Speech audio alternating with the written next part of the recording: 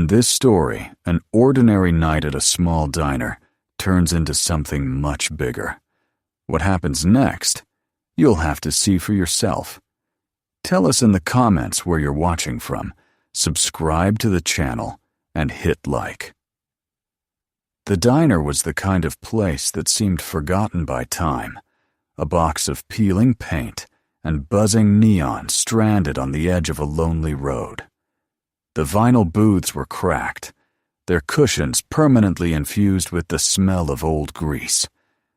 The light above the counter flickered in a tired rhythm, as if it was struggling to stay alive. Past midnight, only a handful of customers occupied the room. 2 truckers with weathered faces, a pair of night shift workers hunched over their coffee, and in the farthest corner, a man who preferred the shadows. His name was Steven Seagal, and he sat with his back to the wall, a habit born from years of caution. His order was simple: black coffee, bacon, fried eggs. Nothing more. He hadn't come to talk. He hadn't come to be noticed. But trouble always had a way of finding him. Her name tag read Anna, and she carried herself with the weary precision of someone who had learned long ago to ignore the cruelty of others. She moved quickly between tables, balancing trays and pouring coffee with one arm. The other arm wasn't there, gone to some past tragedy she never spoke about.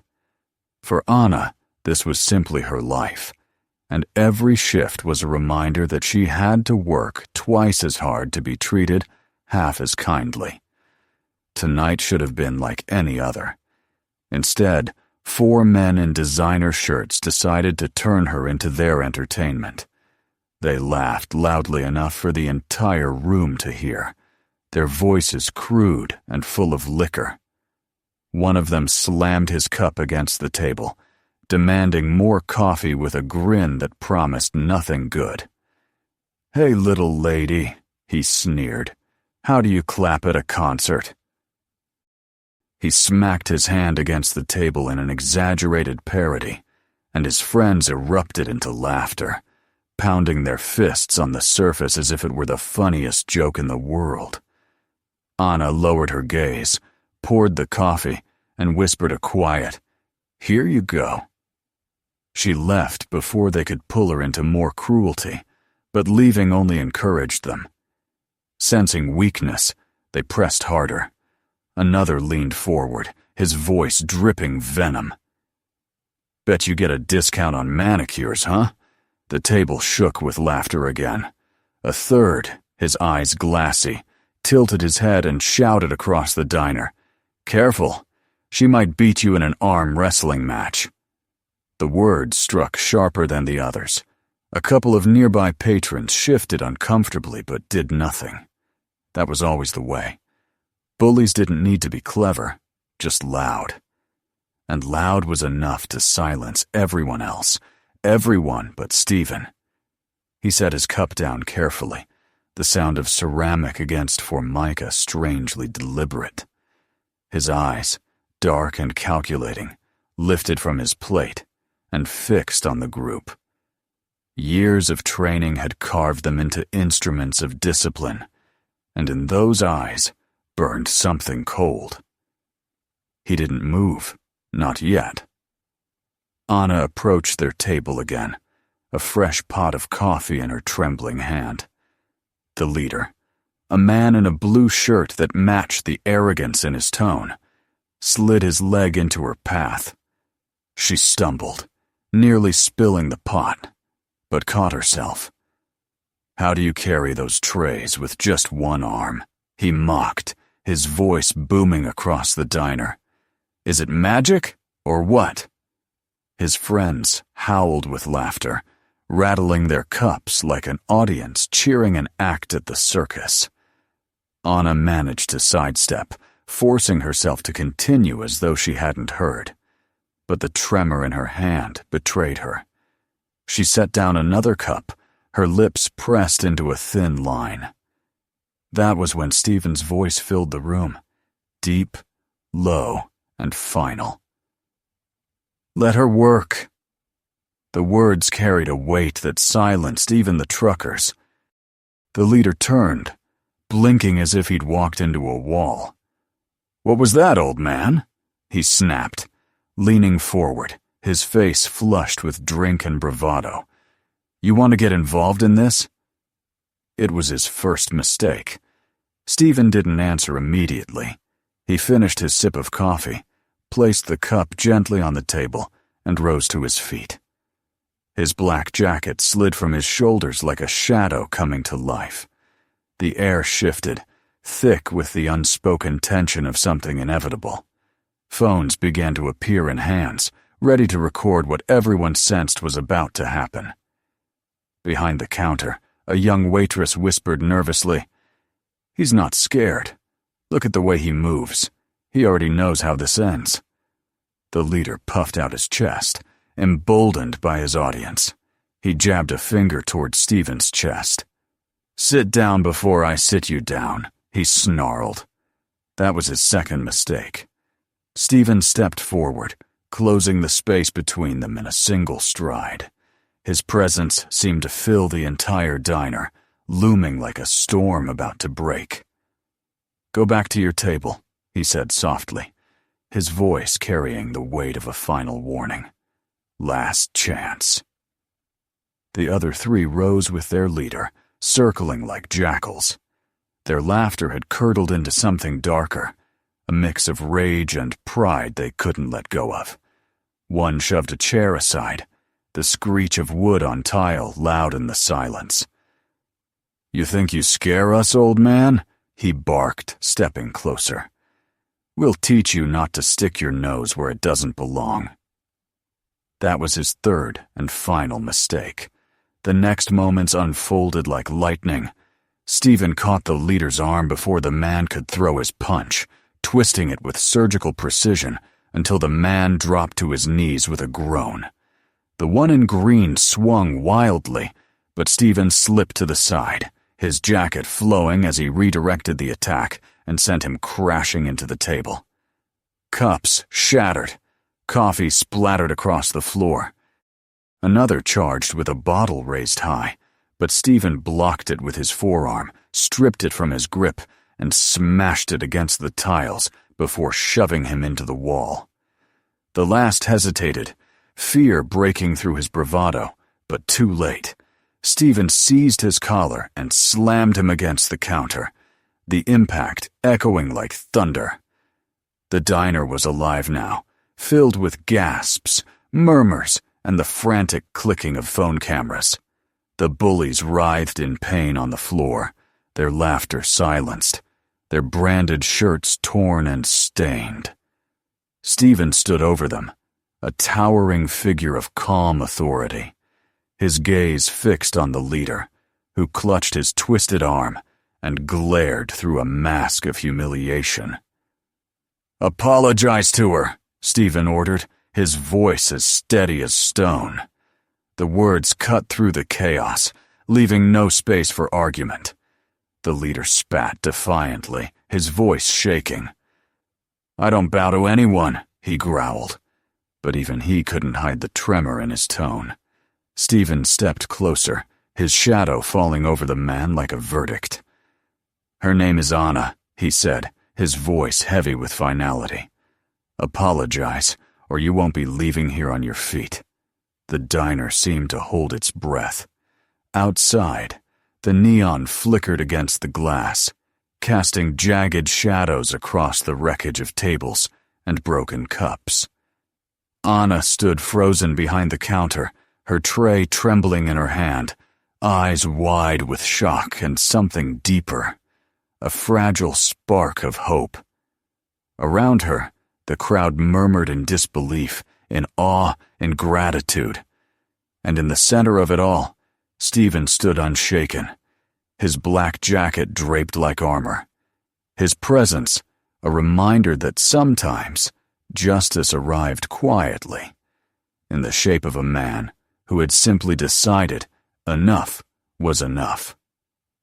The man in the blue shirt winced on the floor, clutching his arm where Steven had twisted it moments before. His friends groaned nearby, sprawled among overturned chairs and broken cups. The room was hushed now, the tension hanging heavy over the diner like smoke. Anna stood behind the counter, gripping her tray with white knuckles, her breathing uneven. Steven's presence still filled the space. Calm, deliberate, unshakable. He had spoken only a handful of words, but the entire room understood that the night had changed. Yet even as the defeated bullies staggered to their feet, they hurled venom with their eyes. One of them muttered a promise through clenched teeth. "This isn't over." They stumbled toward the door, the neon buzzing above them as they slipped into the night. For a while, quiet returned. The truckers exchanged glances, one lifting his coffee in a silent salute toward Steven's corner. Customers murmured in relief, still buzzing from the spectacle they had just witnessed. Phones glowed with captured footage, destined for social feeds before the night was over. Anna moved hesitantly back to her routine, though her hands trembled each time she poured coffee. She dared to look toward Steven once, her lips parting as though to speak, but all that came out was a faint whisper of gratitude. He answered with the barest nod before sitting down again. His meal waited untouched, his coffee now cold. He didn't mind. The silence that followed was the calm before something heavier, and Steven knew it. Minutes stretched into an hour. The diner settled again into its rhythm, though the buzz of nervous energy never completely left.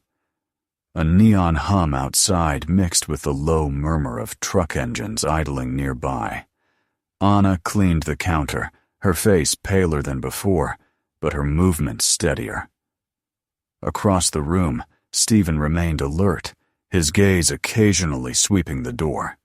He had lived too long to trust a threat left hanging. It wasn't paranoia. It was experience, and his instincts were rarely wrong.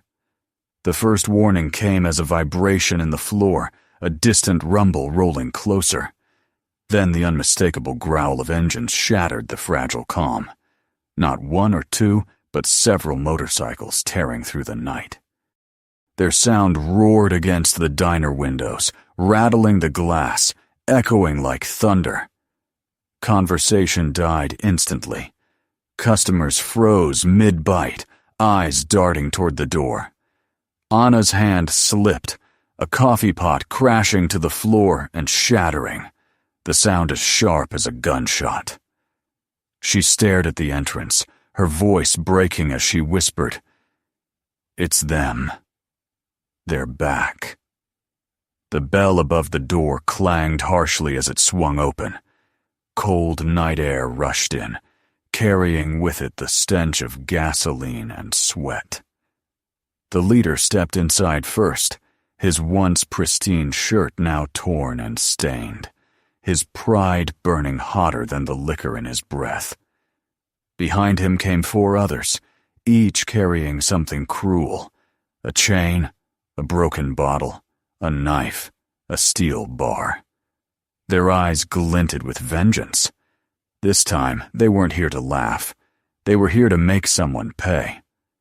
The room shrank around them.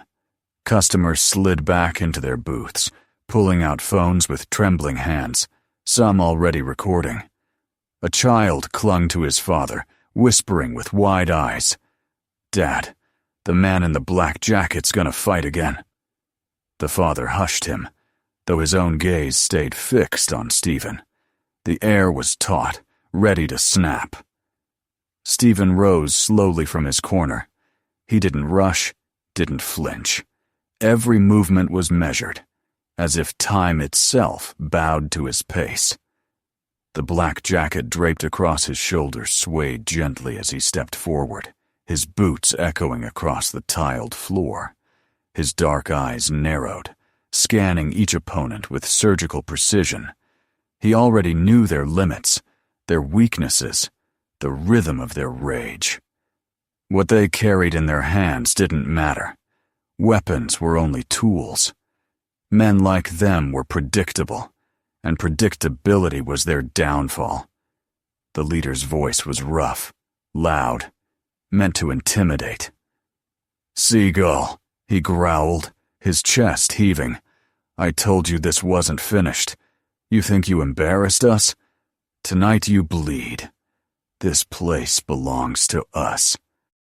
You're nothing but a clown who doesn't know when to sit down." He jabbed a finger at Steven, trembling more from fury than confidence. His words echoed across the diner, but they lacked the laughter from earlier. What filled the room now was venom. Steven stepped closer, unshaken, his voice low, steady, and cutting. "This diner belongs to its people. To Anna. To the ones who come here to eat in peace. Not to you. Not ever." His words weren't loud, but they carried, sinking deep into every corner of the room. The customers felt it. The staff felt it. Even the bullies felt it, though they masked their unease with snarls and clenched fists. The first move came sudden and reckless. The leader lunged, fist flying toward Steven's jaw.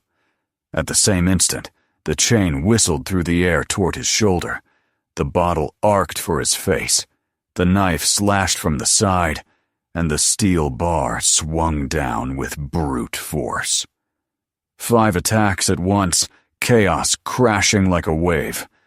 But Steven was water, shifting, redirecting, uncatchable. He twisted away from the punch, grabbed the leader's arm, and hurled him against a table. Plates shattered under the impact.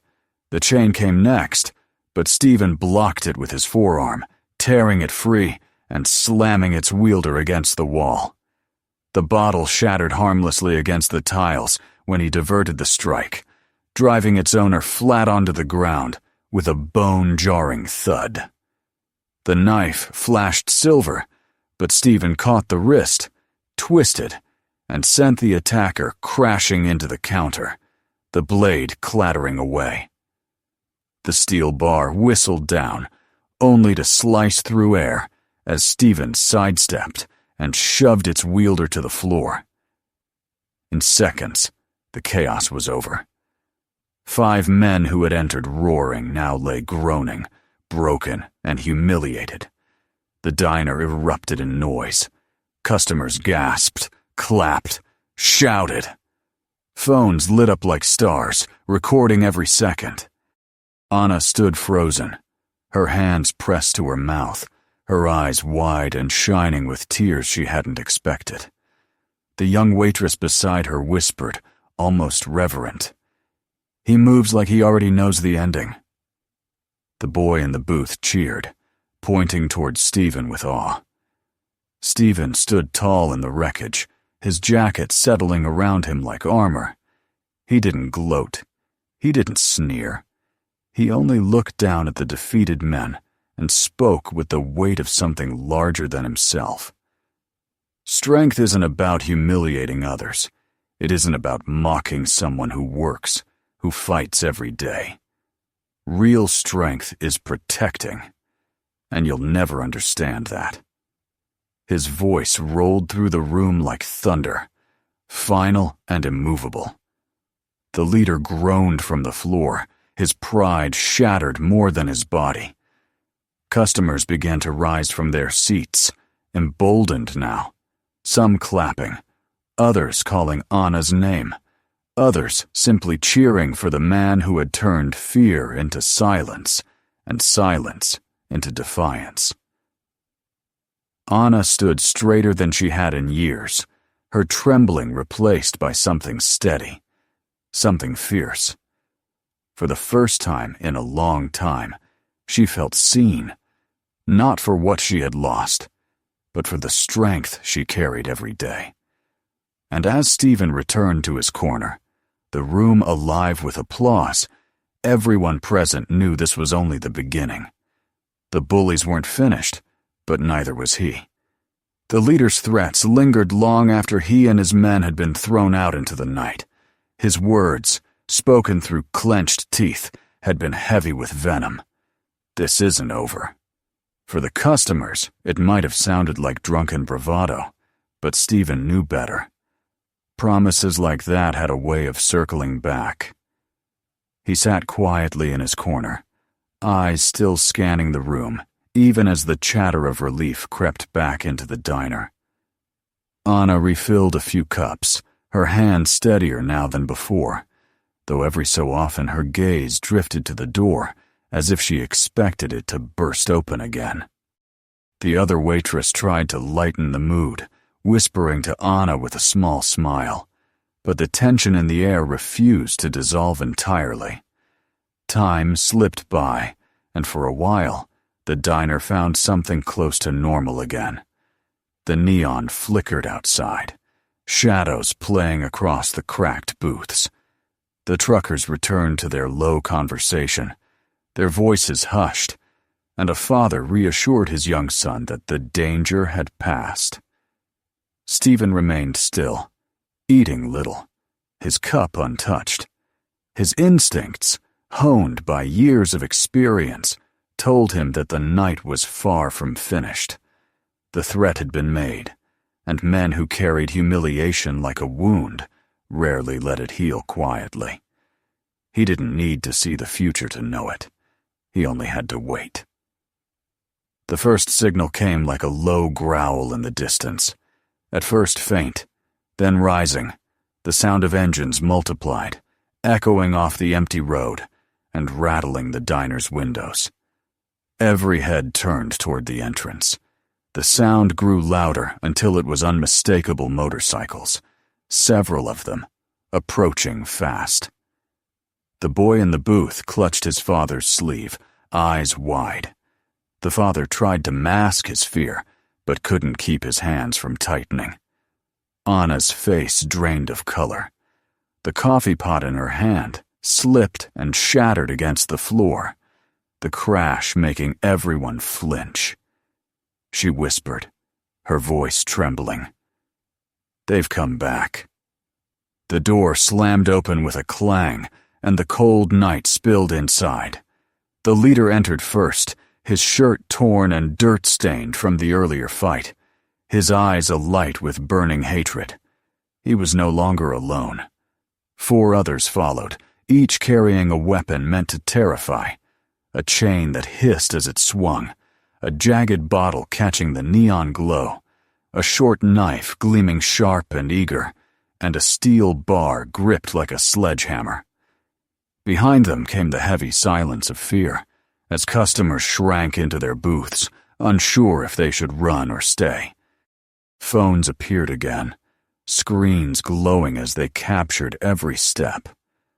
The young boy whispered, "Dad, the man in the black jacket's going to fight again." His voice filled with awe rather than fear. Steven rose from his seat, unhurried, his every movement deliberate. The black jacket fell into place across his shoulders as he walked toward the center of the room. His dark eyes swept across the 5 intruders, measuring them in silence. Each man shifted under his gaze, though none would admit it. The leader sneered, trying to summon the courage that humiliation had stolen earlier. "Seagal," he spat, his voice hoarse. "I told you this wasn't over. You made us look like fools. Now you're going to learn what happens when you cross us.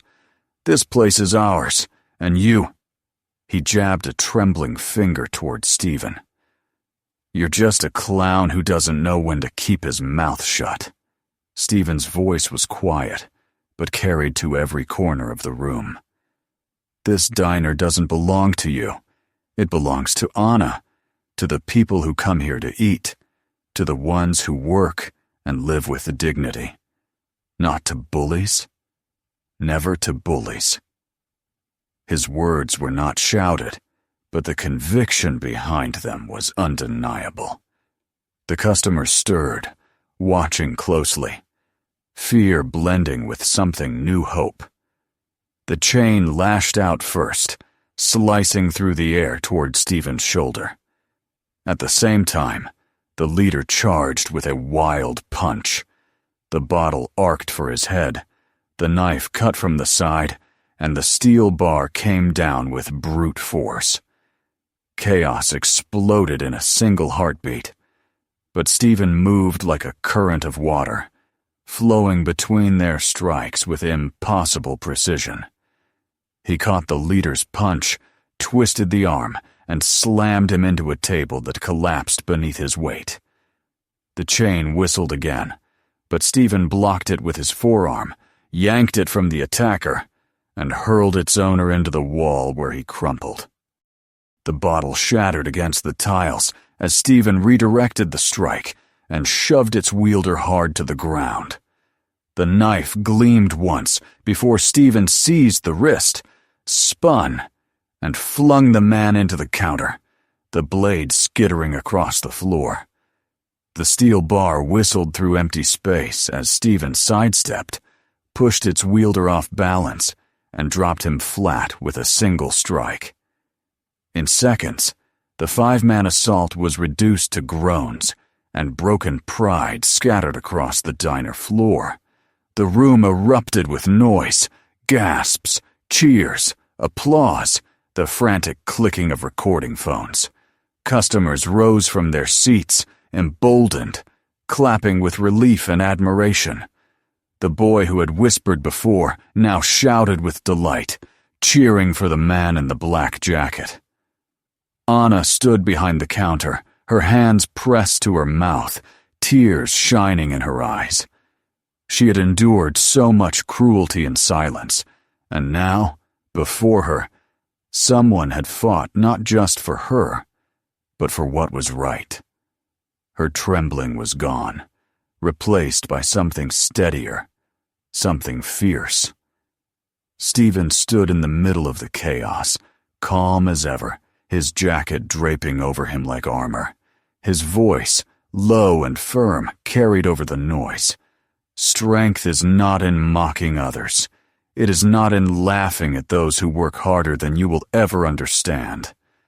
Real strength is in protection, and that is something you will never know.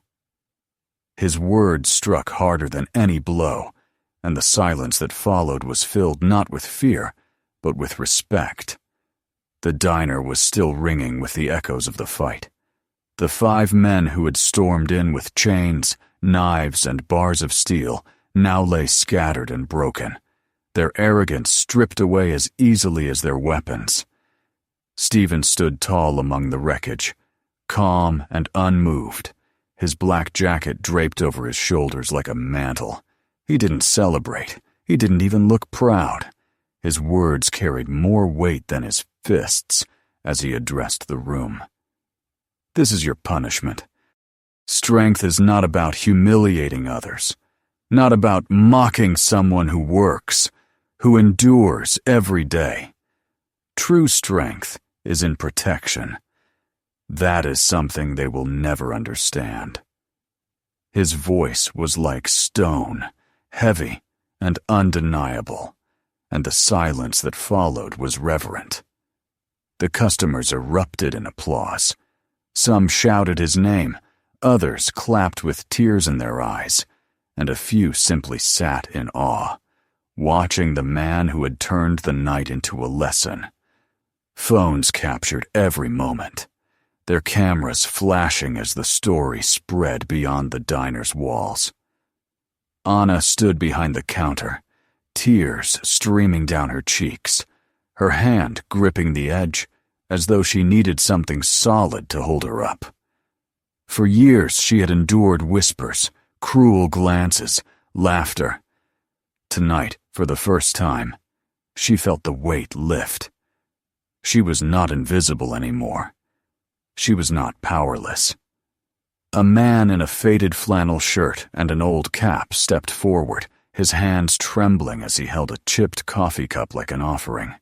His voice cracked with emotion as he said, "Sir, you gave us back our place. Those men, they had us all living in fear. We couldn't even eat here without feeling small. But you—" His words broke, but his meaning was clear. Steven shook his head gently, his eyes softening, though his voice remained steady. "I did nothing you cannot do yourselves. This place belongs to you. Keep it alive. Protect it. That is enough." His words spread through the room like fire, igniting courage in the hearts of those who had been silent for too long. Police arrived minutes later, their lights flashing outside the fogged windows. The viral videos already circulating online had done their job. Officers stepped inside to find the bullies groaning on the floor, some too dazed to protest, as they were dragged to their feet and cuffed.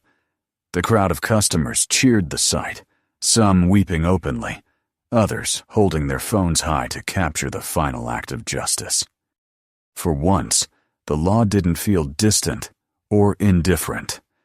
It felt like the world was watching, and the people inside the diner felt vindicated. As the night wore on, the atmosphere shifted. Conversations grew louder, brighter. Laughter returned, not forced, but free. Strangers spoke to each other as though they had been friends for years. A young waitress whispered to Anna, "It feels different now, like we're safe again." Anna nodded, her tears replaced by a small but genuine smile. She carried trays without trembling, her step lighter than before. The neons still buzzed, the booths were still cracked, but something invisible had changed. The diner was no longer just a place to eat. It had become a symbol. Word spread quickly through the town. The footage of Steven dismantling the bullies played across countless screens, each clip shared, replayed, and celebrated. Headlines appeared on social media. Steven Seagal humbles gang in roadside diner. Justice served hot at midnight. Hero protects waitress from abusers. What had begun as a quiet night in a forgotten corner had exploded into something larger. People across the community whispered about the story, and those who had once avoided the diner because of the gang's presence began to return. With every day that passed, the booths filled a little more, the conversations grew livelier, and the sense of fear that had lingered like smoke was gone. For Anna, the change was profound. Customers no longer looked at her with pity or cruel curiosity. They spoke to her as they would to anyone, offering respect, gratitude, and warmth. She smiled more freely, moved with confidence, and even laughed when a regular made a harmless joke. The scar of her missing arm was no longer a target for ridicule, but a mark of resilience, one she no longer felt compelled to hide. She understood what Steven had said. Real strength was not in cruelty, but in protection. And though she had not thrown a punch, she felt stronger than she ever had. Steven returned to his corner, his meal still sitting cold, and watched in silence. He didn't seek the spotlight, didn't acknowledge the cameras, didn't linger in the praise. He knew better than anyone that bullies rarely vanished completely. They returned, again and again, testing boundaries, feeding on fear. But something had shifted tonight. The people in this diner had seen what courage looked like, and courage was contagious. For the first time, Steven felt that maybe they would carry it forward, that perhaps they wouldn't bow their heads so quickly the next time someone tried to push them down. The diner hummed with a new rhythm as the police cars drove away with their prisoners. Conversations spilled into laughter, coffee cups clinked, and the neon outside seemed to glow brighter than before. Anna walked past Steven's table, her smile genuine now, and said softly, "Thank you for everything." He looked up at her, his expression unreadable but his eyes holding a quiet warmth. "Don't thank me," he said. "Thank yourself for standing tall. That's what matters." And with that, he leaned back in his booth, sipping the last of his cold coffee, his gaze sweeping the room one final time. For tonight, the fight was over. But even Steven knew the night still held shadows waiting outside. Week settled over the diner like a softer, kinder weather. The neon still buzzed in its tired rhythm, but its light no longer felt like an accusation. The booths filled earlier in the evenings and stayed occupied longer, conversations weaving through the air where silence had once ruled. Regulars who had stopped coming out of habit or fear returned with small, cautious smiles. New faces arrived because they had seen the clips and wanted to be part of whatever had shifted in that corner of town. The truckers who kept the late hours made a point of bringing a friend. The young waitress who had whispered about Steven's movements now moved with a steadier step. Her shoulders relaxed, as if a weight had been lifted from the place itself. Anna's posture changed in ways that would have been easy to miss if someone had not known what to look for. She still carried trays the same careful way she always had, but now she held herself like someone who expected to be treated with dignity. Her smile came more readily, and without the quick, tense curl that had used to follow it. Customers who had once bent their heads when they spoke to her now met her eyes. They asked about her day. They listened to the small stories she told between serving orders, and when she laughed, the sound seemed to brighten the room. People left generous tips not out of pity, but as a sign of respect. The tip jar, which used to clink muted coins during the quietest shifts, began to show notes more often, and a handful of handwritten notes that said things like, "Thank you for your courage, and we see you." The community stitched itself back together in small, practical ways. Neighbors organized a weekly coffee night at the diner. It became a simple tradition at first, a way to keep an eye on the place and to keep the warmth alive. Soon it was more than a vigil. People brought pastries baked at home and jars of jam. A retired teacher volunteered to fill an old corner with a shelf of donated books for anyone who wanted a moment of quiet reading. A man who ran a local hardware shop dropped off a set of better locks and a rack for the front door, so the staff would feel safer closing up at night. Conversations that had been polite and transactional grew into stories about children, about old jobs, about how the diner had once been different and what everyone hoped it would become. The footage of the fights had continued to circulate online, but the narrative that took hold in town was less about spectacle and more about consequence. People who had previously turned a blind eye now felt compelled to take small actions. An older woman who had sat quietly at a booth every morning for 20 years began to stand a little straighter when the bell above the door rang and no longer flinched if a stranger came in with a loud voice. A group of local delivery drivers coordinated to drop in at odd hours as a kind of informal patrol. They would sit at separate tables and make their presence felt without any need for violence. The presence alone changed the tone. Where fear had once filled the room, a sense of shared responsibility took root. Months later, the diner felt like a different place in the best possible way. It was the same building, with the same cracked vinyl and the same tired neon sign, but the mood inside was transformed.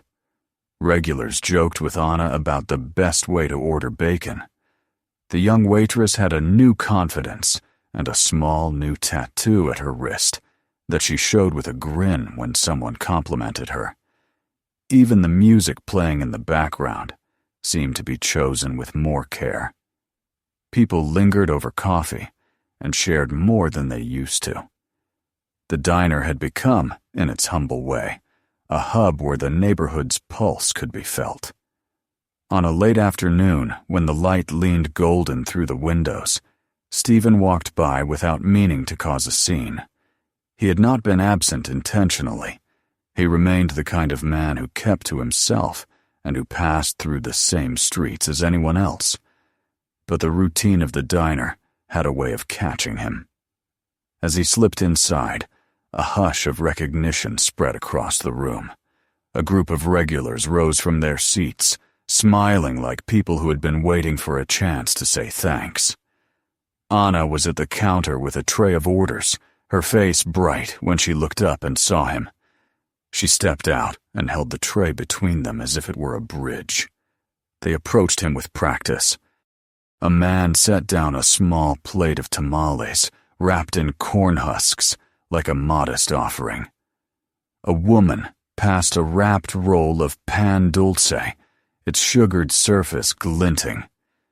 The young waitress pushed forward an envelope from a stack of folded papers, and inside was a note, written in a careful looping hand and signed by dozens of names.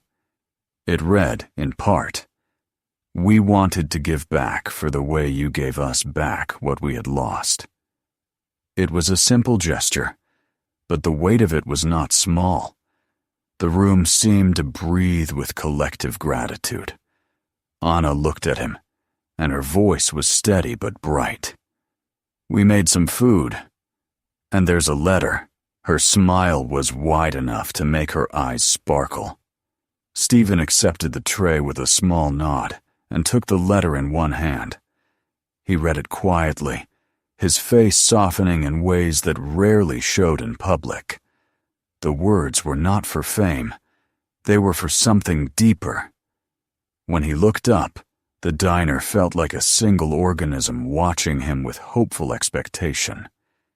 He placed the tamales on the counter, as if they were an offering he did not fully deserve, and he folded the letter and returned it to Anna. "You don't need heroes," he said, his voice low enough that it felt like a private instruction for everyone in the room. "You need to believe in yourselves." The words were familiar by now, but they landed like a benediction. He did not ask for anything. He did not accept speeches or photos beyond a few quick, awkward snapshots taken by people who wanted a memory. He stood a moment longer, exchanged a few words with those who had brought him the plate, then slipped out into the darkening street. He left without ceremony, his coat catching the last of the light as he walked away. The diner watched him go, feeling different in his absence than it had before that night. The letter remained folded in Anna's hand for a while longer. Later, she would place it in a drawer behind the counter, next to the daily specials. The tamales would be shared among the staff and the regulars who had stayed late that evening. Laughter rose over the clink of plates, ordinary life resuming with a new ease. The locked door, the patched booths, the neighborly rituals, all stood as quiet guardians of a place that had chosen to stand together. Steven's shadow lengthened as he moved down the sidewalk, blending with the street lights and the evening air. He did not look back. What he left behind was not simply a story of violence and retaliation. It was a different kind of remainder, something less dramatic and more enduring. People talked about that night for a long time, not as a legend to be retold for its spectacle, but as an example of what happens when someone decides that protecting others is worth the effort. The diner had been given a new life, not because one man fought, but because many people chose, afterward, to keep the courage alive.